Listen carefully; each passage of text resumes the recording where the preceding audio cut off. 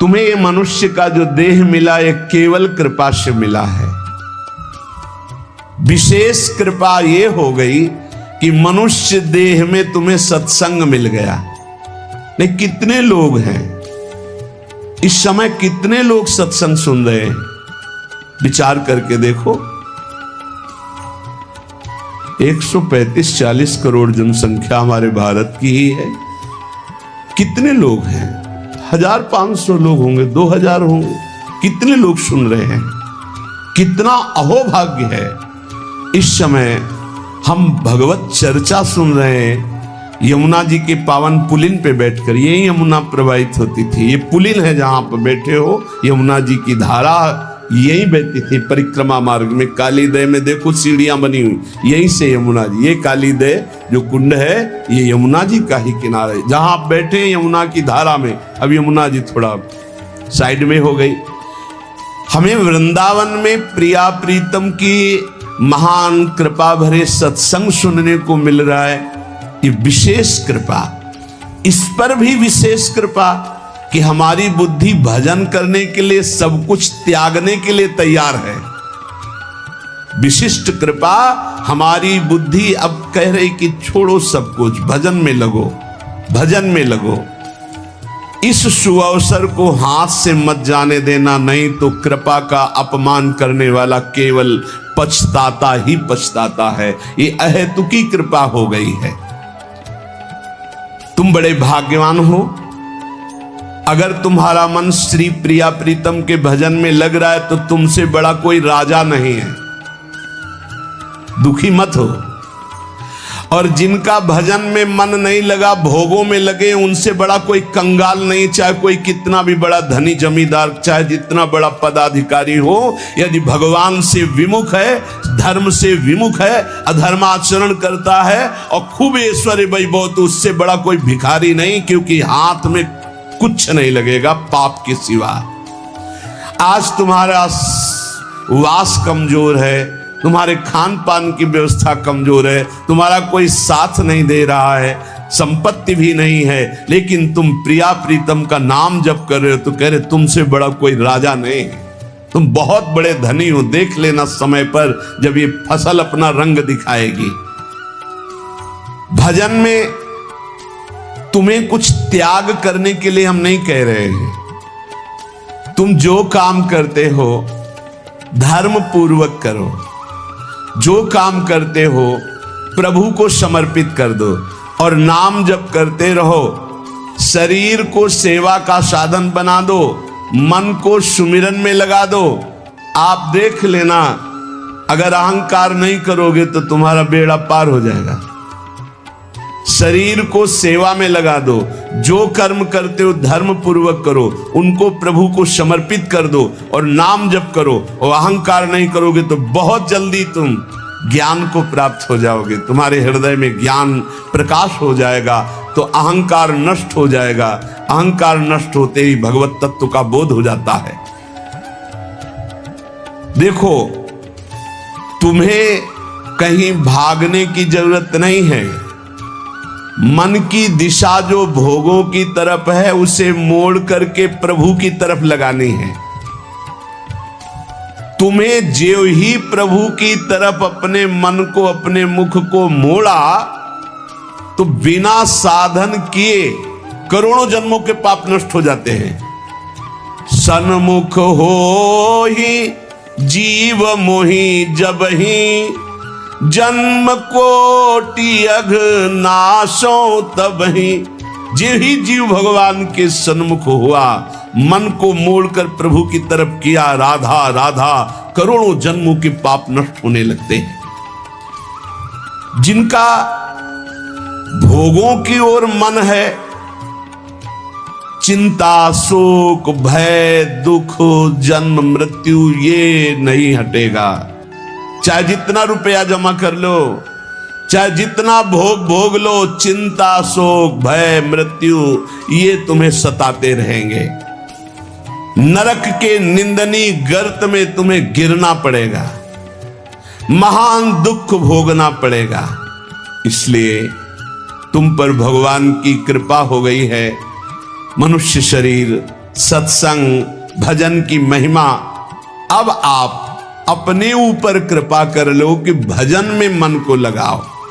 विश्वास करो, अपने को जो भजन में लगाता है मानो पग पग पर अपनी सुरक्षा कर रहा है, पग पग पर अपने को सुख की तरफ ले जा रहा है।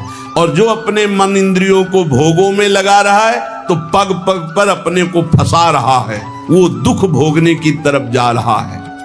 देखो, भगवत कृपा बरस रही है, सब तरफ से कृपा बरस रही है, तुम्हारे ऊपर अपार कृपा हो गई है। बस तुम इस कृपा का परिचय करो और इस कृपा के परिचय को प्राप्त करके डूब जाओ। हमारे ऊपर अपार कृपा श्री जी की। भगवत प्राप्ति के लिए ये बहुत अनिवार्य है कि इस कृपा का आदर करो। जो जो आपके ऊपर कृपा हुई उसको वर्ण करो। कितनी कृपा! ये देखो, वृंदावन में बैठ करके भगवत चर्चा, कथन, श्रवण, नाम कीर्तन, पद गायन, संत दर्शन, भगवत दर्शन, कितना सौभाग्य। जगत को सुधारने वाली बात भी अपने मन में मत लाओ। तुम ठेकेदार नहीं हो जगत के, पहले तुम सुधरो तब बात समझ में आएगी। तुम्हारा सुधार हुआ कि जगत को सुधारना नहीं, ये सब भगवत स्वरूप है। पहले तुम सुधरो। और प्रायः ये होता है कि हम जगत सुधारने की बात, जहां थोड़ा परमार्थ बना तो हम दूसरों को सुधारने की बात सोचने लगते हैं। पहले तत्व तक पहुंचो, पहले बोध प्राप्त करो, नहीं तो बीच में अगर पूरे सच्चे खिलाड़ी नहीं हो तो माया के पार्षद टांग मार के अपने पक्ष में गिरा लेंगे और तुम अपने पक्ष में पहुंच नहीं पाओगे। इस जगत को प्रभु स्वरूप समझो और अपने आप को प्रभु के चरणों में न्यौछावर करके चुपचाप दीन बन के अपने को छुपाते हुए दीन बंधु के सुमिरन में खो जाओ। जो थोड़ी भक्ति करके लोगों में परिचय बनाना शुरू कर देते हैं कि मैं भगत हूं, मैं अमुक अनुष्ठान कर रहा हूं, मैं अमुक अमुक साधना कर रहा हूं, बिकने लगते हैं। याद रखो, वो प्रभु की प्राप्ति के पथ से बहुत ही भटक जाते हैं। प्रभु के प्रेम रंग को प्राप्त करने के लिए जब तक भगवत प्राप्ति ना हो जाए तब तक परिचय को छुपा के रखना चाहिए। अपना परिचय कोई न जान पावे कि मैं कौन हूं, क्या हूं, कैसा हूं। जितना तुम परिचय छुपाओगे अपना, उतना परिचय प्रभु अपना प्रकाशित कर देंगे आपके सामने। और जितना आप अपना परिचय बढ़ाओगे उतने प्रभु अपना परिचय छुपाते चले जाएंगे। सिद्धांत को समझ लो। जितना आपका परिचय छुपेगा उतना ही आप अपना परिचय प्रकाशित कर देंगे, और जितना आप अपना परिचय प्रकाशित करेंगे उतना ही आप अपना परिचय छुपा लेंगे। प्रभु याद रखो, तुम्हारे ऊपर कृपा निरंतर बरस रही है। कृपा चारों तरफ से घेरे हुए है। कोई क्षण भी ऐसा ना जाए जिसमें तुम कृपा सिंधु प्रभु का विस्मरण कर दो। स्मरण परायण रहे, एक भी क्षण स्मरण के बिना ना जाए। कोई भी क्षण ऐसा नहीं जिसमें तुम विस्मरण करो। सावधान, तुम्हारे ऊपर अपार कृपा है, इसी जन्म में भगवत प्राप्ति कर लो। हम 40 वर्ष की स्मृति को देख करके कह रहे हैं, क्योंकि खास स्मृति जो जागृत हुई इसमें बड़ा परिवर्तन, 40 वर्ष में बड़ा परिवर्तन। आगे अगले जन्म में क्या हमको भजन करने के लिए अवसर मिलेगा पता नहीं, कितना विघ्न आ जाएगा। इसलिए तुम वंचित न रह जाओ भगवत प्राप्ति से, नहीं तो बहुत दुख भोगना पड़ेगा। तुम अपनी प्यारी से प्यारी वस्तु जो है, प्यारे से प्यारे जो संबंध है, उनमें झांक कर देखो। प्यार है तो प्रभु से है। अगर प्रभु शरीरों से निकल जाए तो कोई शरीर से प्यार नहीं करेगा, चाहे पत्नी हो, चाहे पुत्र हो, चाहे कोई प्यारा हो। तुम उसी प्यारे से प्यार करो, निहाल हो जाओगे। सचमुच विश्वास करो, वो सामने नहीं आ रहा पर वो छुप छुप कर आपको बहुत प्यार कर रहा है। सब मम प्रिय, सब मम उपजाए। सच्ची सच्ची सच्ची बहुत प्यार करते हैं प्रभु, बहुत प्यार करते हैं प्रियाजू अपने लोगों को अहेतुकी कृपा। हमारा प्यार देखो क्या है, ईमानदारी से देखो 100 में 1% प्यार नहीं प्रिया प्रीतम के प्रति, और उनका 100 का 100% हमारे प्रति प्यार है। देख लो कहां हम कौन हैं, कैसे हैं, आज भी कैसे हैं, और उनकी कृपा कहां बैठा ले, क्या कर रही कृपा उनकी, कितना अमोघ। हम कर रहे हैं तो बुरा ही कर रहे हैं, और वो कर रहे हैं तो कृपा ही कृपा कर रहे हैं। हम सो ना बिगाड़न को तो सो ना समारन को, तो ही मोई परी होड़। जब ये बात हम देखते हैं तो रोना आता है, कहां उनकी अपार कृपा और कहां हमारी नीचता। वो अज्ञात रूप से आपको बहुत प्यार करते हुए हर समय आपको दुलार कर रहे हैं। वो तुम्हें कभी एक क्षण के लिए भी नहीं छोड़ते। तुम केवल निरंतर स्मरण करो तो तुम्हें दिखाई देगा कि उनका परम अभय कर कमल तुम्हारे सर पर रखा हुआ है। अब किसके आशीर्वाद की मांगने की जरूरत है? तो आप पूछेंगे कि यदि इतनी बात आप कह रहे हैं कि हमारे को चारों तरफ से भगवान की कृपा घेरे हुए है, हमारे ऊपर भगवान का अभय वरद हस्त है, तो फिर मैं जल क्यों रहा हूं, मेरे अंदर जलन क्यों है, हृदय क्यों नहीं शीतल हो जाता? दिन रात हृदय में शोक है, विषाद है, चिंता है, आग की तरह जल रहा, चैन नहीं मिल रही है। ये क्या कृपा है आपकी? ये क्या आपका अभय वरद हस्त है? आप कह रहे हो सब पर कृपा है, तो मेरा तो हृदय जलता रहता है, मेरा तो हृदय विषाद चिंता शोक से युक्त रहता है। उत्तर ये है, ना आग है ना जलन है, तुम समझ नहीं पा रहे हो। तुम्हारी उल्टी सोच की जलन है, तुम्हारी उल्टी समझ के कारण ये जलन है। अगर समझ जाओगे तो निहाल हो जाओगे। तुम्हारी उल्टी चाल है, दुख की तरफ चल रहे हो, असत का चिंतन कर रहे हो, जो जलन है उसका चिंतन कर रहे हो, उसमें फंसे हो इसलिए जल रहे हो। क्या होगा? इतनी संपत्ति से क्या होगा? इतना हो जाए तो आज तक कोई ऐसा मिला हो कि हाथ उठा के भगवान से कह दिया हो कि बस अब मत देना, संपत्ति हमारे लिए पर्याप्त है?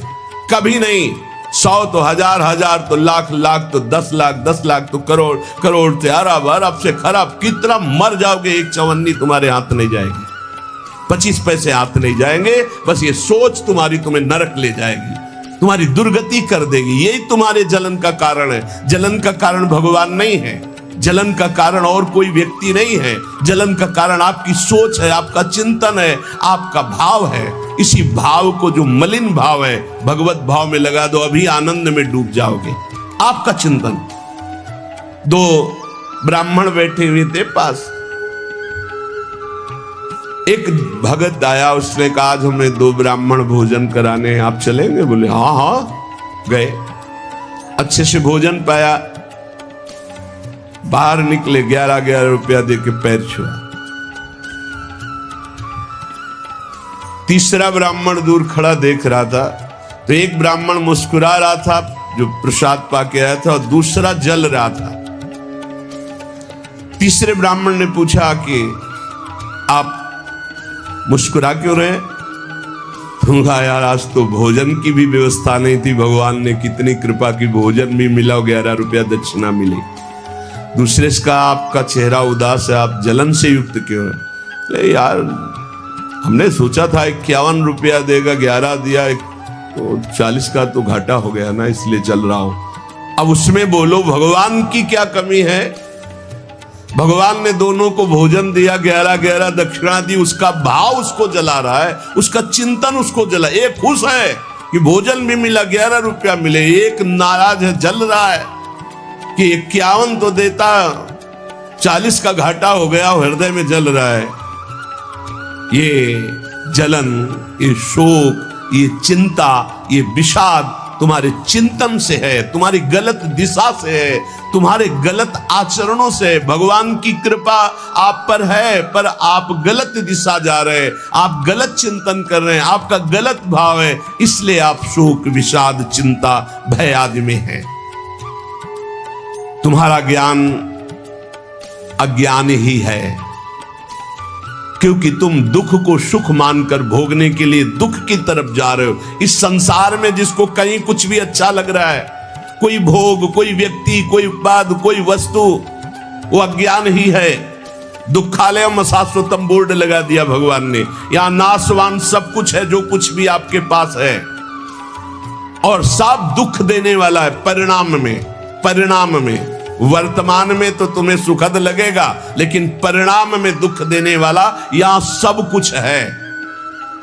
जो दिखाई दे रहा वो है नहीं, जो है वो दिखाई नहीं दे रहा। यही माया का कार्य है। इसलिए तुम्हारी सुख की कामना तुम्हें दुख दे रही है। तुम्हारे हृदय में जो ये भाव बैठ गया है कि हम रुपया से, पद से, भोगों से, नाना प्रकार की सामग्री अगर हम मन चाहे मिल जाए तो मैं सुखी हो जाऊं, कभी सुखी नहीं होगे। अगर मिल भी जाए तो कभी सुखी नहीं हो सकते, क्योंकि तब लग कुशल न जीव को, सपने हु मन विश्राम, जब लग भजत न राम को, शोक धाम तज काम। जब तक शोकों के धाम कामनाओं का त्याग कर भगवान का भजन नहीं होगा, तब तक शांति नहीं मिल सकती स्वप्न में भी मन को। ये जो सृष्टि दिख रही है ये ऐसी है नहीं, ये अविद्या के कारण दिख रही है। ये ब्रह्ममय है, ये भगवत स्वरूप है। भगवान गीता जी में कह रहे हैं वासुदेवा सर्वमिति स महात्मा सुदुर्लभा। जो महान आत्मा ऐसा देखता है कि सब भगवान, केवल भगवान, पूरे के पूरे भगवान, मत्ता पर तरम नान्यत किंचित अस्ति धनंजय, किंचन मात्र कुछ और नहीं, वो भगवान की कृपा से परमानंद में डूबता है। चलो, यदि तुम नहीं सुधर सकते, नहीं छोड़ सकते, तो जो होता है होने दो। तुम नाम को पकड़ लो। तुम्हारे रोकने से न मन रुक रहा है, न इंद्रियां रुक रही, न बुरे आचरण रुक रहे हैं। छोड़ो, रोकने की बात छोड़ो, पकड़ो, नाम को पकड़ो। राधा राधा राधा। अपने आप घृणा ना हो जाए तो हमसे बता देना। अपने आप घृणा हो जाएगी, पक्का हो जाएगी। बड़े बड़े विषयी पुरुषों को ऐसी घृणा हुई कि जीवन में लौटकर कभी भोगों की तरफ नहीं देखा।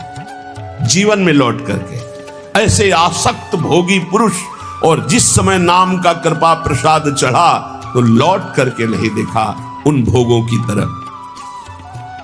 तुम तो बस अपने मंगलमय प्रभु के चिंतन में चित्त को जोड़ दो, फिर देखो कैसा परिवर्तन होता है।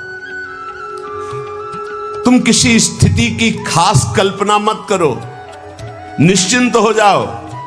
तुम नाम के जपने में चित्त को जोड़ दिया तो ऐसे सुख के प्रवाह में पड़ोगे, तुम्हें पता ही नहीं है कि कितना सुख नाम जापक को मिलता है। अगर नाम जप नहीं करोगे तो तुम्हें पता है तुम सुख के लोभ में ऐसे भयानक जगह गिरने जा रहे हो जहां से तुम्हें केवल हरि बचा सकते हैं, दूसरा नहीं। बड़ा सुंदर दिखाई दे रहा है, बड़ा लुभावना सुखद दिखाई दे रहा है, लेकिन भगवान से विमुख होकर जब इसको भोगने जाओगे तो ऐसा फंस जाओगे कि निकलना मुश्किल हो जाएगा।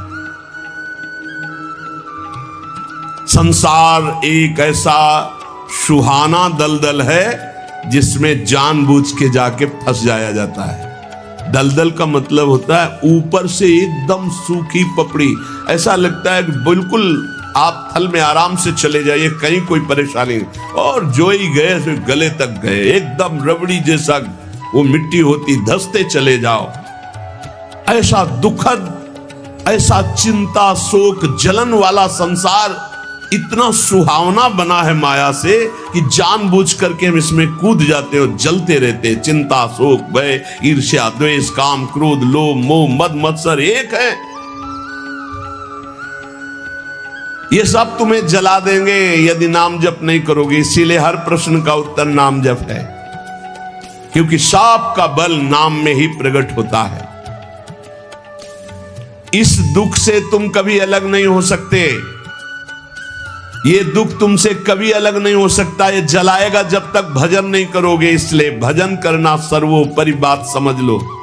अगर समझ में आ रही हो तो समझ लो, केवल इतना समझ लो, तुम नाम को पकड़ लो, नाम सबसे छुड़वा देगा आपको। एक जन्म स्वांग ही कर लो भक्ति का। झूठा खेले साचा होए, झूठा शुरू कर दो, कि हमारा भाव तो नहीं बनता, हमारी भक्ति तो नहीं, पर अब कहा है तो राधा राधा शुरू करते हैं। झूठा खेले साचा होए, ये मार्ग ऐसा है, झूठे से बोलो राम कृष्ण हरि तो आपका मंगल हो जाएगा। जे ही आप नाम जपना शुरू करते हैं तो खास बात क्या होती है कि आपके जीवन की बागडोर स्वयं श्री कृष्ण ऐसे पकड़ लेते हैं जैसे अर्जुन के रथ की बागडोर पकड़ ली। अब वो आनंद की ही तरफ ले जाएंगे, आपको दिखाई देगा क्योंकि आपके नेत्र गलत है। जहां दुख है वहां आपको आनंद दिखाई दे रहा है, और जहां आनंद है वहां आपको दुख दिखाई दे रहा है। तो अब श्री कृष्ण आपकी यात्रा आनंद की तरफ करेंगे, तो हो सकता है आपके नेत्रों में दिखाई दे कि दुख ही दुख है भक्ति में, लेकिन वास्तविक आनंद का मार्ग भगवान के चरणारविंद तक है। अगर इनके चरणों तक नहीं पहुंचे तो आनंद कहीं नहीं। आ ब्रह्म स्तंभ पर्यंतम सर्वम मायामयम जगत। विश्वास करो भगवान सत्य है, विश्वास करो भगवान नित्य है, विश्वास करो भगवान सर्वत्र है। भगवान सर्वत्र है, विश्वास करो तो भय किससे? एक क्षण के लिए भी वे तुम्हें नहीं छोड़ते, हर समय तुम्हारे साथ रहते हैं। ये बात कब जानोगे? जब नाम जप करते हुए विश्वास करोगे।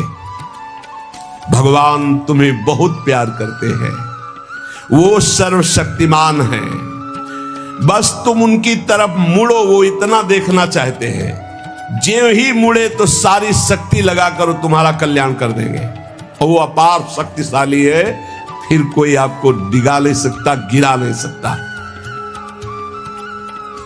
हम पुकारते नहीं हैं उनको।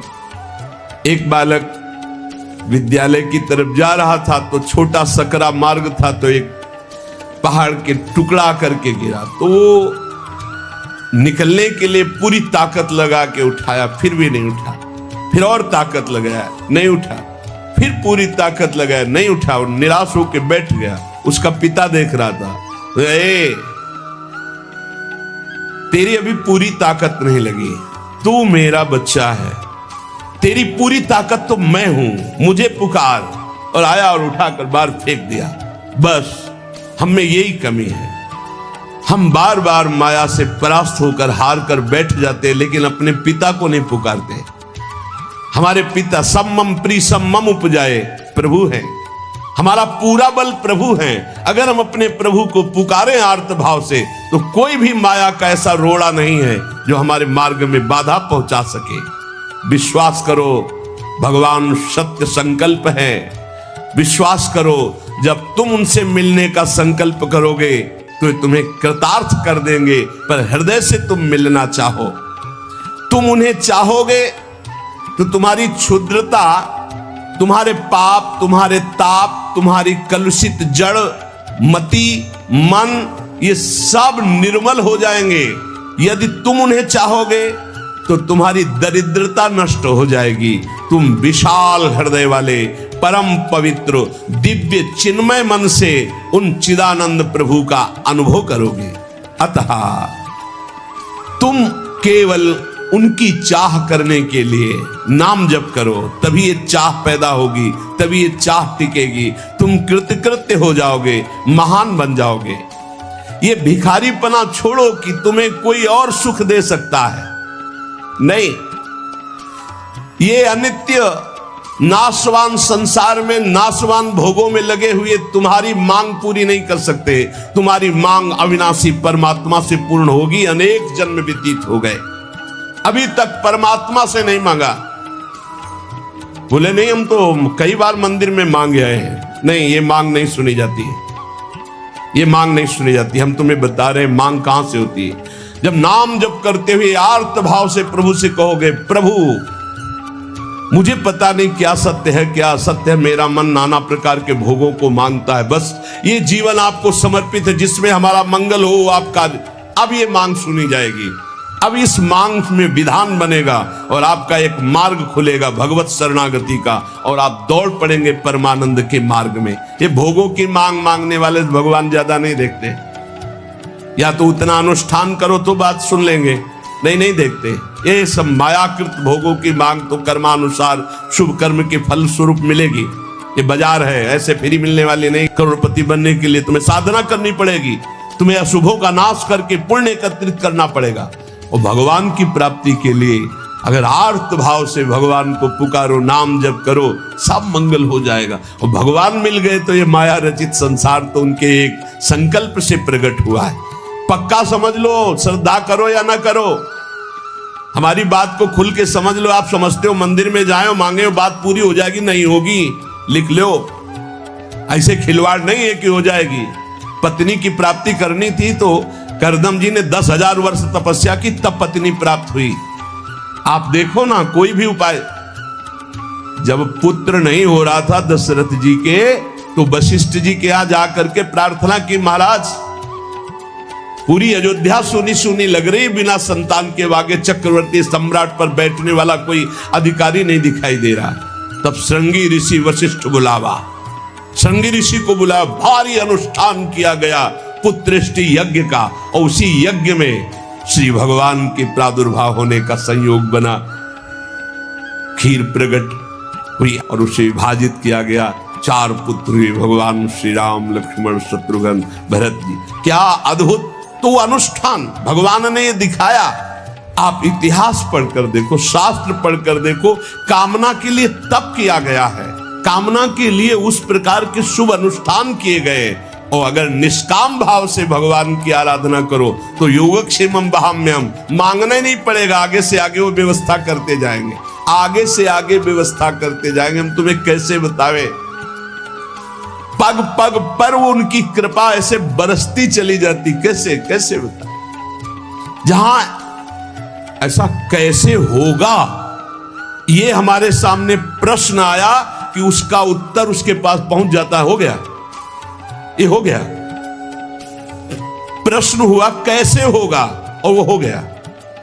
अरे कर तुम अन्यथा कर तुम, हम प्रभु की शरण में है, उनके वचन कभी झूठे हो सकते हो। कहते हैं अनन्यश्चिंत्यन्तो माम ये जना पर्युपासते तेषाम नित्याभियुक्ता नाम योगक्षेमम वहाम्यहम, मैं स्वयं वहन करता हूं, अप्राप्ति की प्राप्ति कराता हूं, क्षेम की रक्षा करता हूं। किनको? जो केवल मेरा चिंतन करते हैं। फिर आपको चिंता की बात नहीं, और आप चिंतन नहीं कर रहे, मनमानी भोगाचरणों में उतरे हुए हैं, और आप चले गए मंदिर, भगवान हमारी कामना पूर्ति नहीं होगी, पूर्ति हमारी बात मान लो। उसके लिए अनुष्ठान करना पड़ेगा उस कामना के अनुसार। अच्छा, दूसरे लोग होते हैं, जैसे किसी लेबर से कहा जाए तुम्हें 500 रुपया देंगे, शाम तक ये काम हो जाना चाहिए। बोले जी साहब, ऐसे भगवान से बात करते हैं। प्रलोभन भगवान को दे रहे हो, घूस दे रहे हो। तुम्हें 56 भोग लगा देंगे, तुम हमारा एक काम कर दो, ऐसे होता है? नहीं। जब कोई बात कहनी है तो हृदय से, आर्त भाव से, नाथ मैं आपका हूं। अपने पिता को कोई घूस देता है, मां 100 रुपया देंगे बाल भोग बना दे, कभी ऐसा कहा है आपने पिता से? कभी लाओ 500 रुपया, हमें जरूरत है। अरे नहीं देंगे, रोज मांगता है। अरे देना पड़ेगा, बाप के सिवा हमारा कोई है नहीं, तो हमको चाहिए, अब आप दो, पापा आपको देना पड़ेगा। ऐसे या तो संबंध से मांगो, भगवान से संबंध है, संसार में भगवान से संबंध नहीं है तो भगवान नौकर नहीं तुम्हारे, भगवान भगवान है। अरे अखिल कोटि ब्रह्मांडों के मालिक है वो, अनंत ब्रह्मांडों का भरण पोषण करने वाले तुम्हारे कैसे बच्चे हो? तो कैसे बच्चे हो? अपने पिता से, अपने प्रभु से, अपने सखा से, अपने प्राण प्रीतम से कैसे तुम बात करते हो? या तो संबंध रख के बात करो, या फिर उतना साधना करो, तब तो कामनाओं की पूर्ति। साधना हो रही भोगों की, मनमानी भोगाचरण, धर्म विरुद्ध आचरण, और भगवान से जाके मांगोगे तो भगवान बोले हमारी अश्रद्धा हो गई, हमारी कामना की पूर्ति नहीं की भगवान ने। तुम्हारी अश्रद्धा से क्या फर्क पड़ता है? आकाश पे अश्रद्धा करोगे तो क्या फर्क पड़ जाएगा? आकाश पे श्रद्धा करोगे तो क्या फर्क पड़ जाएगा? तुम्हारा भाव, आकाश तो बहुत दूर है, तुम छू भी नहीं सकते। ऐसे वो परमात्मा निर्लिप्त, निरपेक्ष, तुम्हारे किसी भाव से वहां फर्क नहीं पड़ता। हाँ, तुम्हारे पे फर्क पड़ जाएगा। भाव करोगे तुम्हारा मंगल हो जाएगा, अभाव करोगे अपने आप नष्ट हो जाओगे। विश्वास करो, भगवान सत्य संकल्प है, कृपा की मूर्ति है, कृपामयी है, प्रभु मूर्ति कृपामयी है। पर यह विश्वास तभी जब नाम चल रहा है, हमारी बात मान लेना, बिल्कुल हृदय से कह रहा हूं, पूरे जीवन की बात